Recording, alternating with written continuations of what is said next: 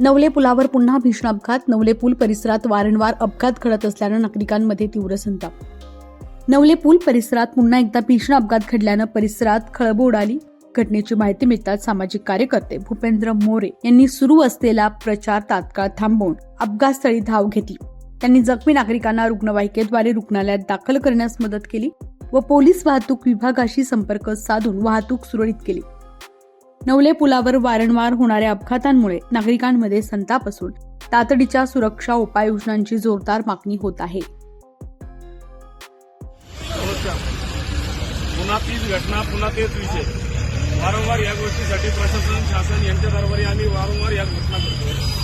गडकरी साहेबांनी 2 महिन्यामध्ये नवले पुलाचं काम सुरू करणार म्हणून 6,000 कोटी रुपये मंजूर केले. आज पुन्हा इथं तुम्ही पाहत असता तर या ट्रकनी या गाडीला धडक दिली.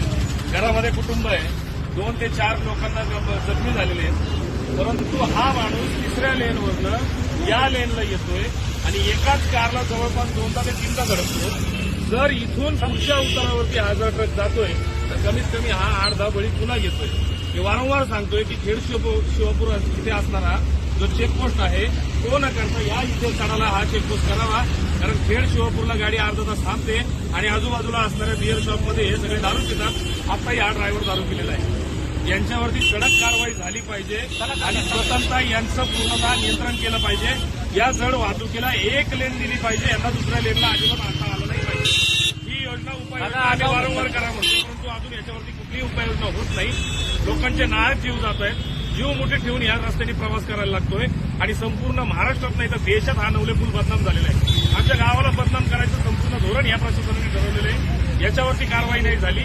आता आचारसंहिता आहे, परंतु या आचारसंहितेनंतर निवडणुकीचा निकाल जो असेल तो असेल. परंतु पुन्हा मी या गोष्टीसाठी पुन्हा रास्ता रोको करेल हे तुमच्या माध्यमातून प्रशासनाला आता कळवू इच्छितो. त्वरित याच्यावरती काही ना काहीतरी उपाययोजना करून संबंधित असणारा हा ट्रक हा प्रशासनाने जप्त करून आरटीओला द्यावा आणि याच्यावरती कारवाई करावी. कारण याच्यावरती रिफ्लेक्टर आणि बाकीच्या सगळ्या गोष्टी बऱ्याचशा नाहीयेत. ही गाडी पासिंग आहे का नाही हे सुद्धा माहित नाही. ड्रायव्हर मध्यधुंदी अवस्थित आहे.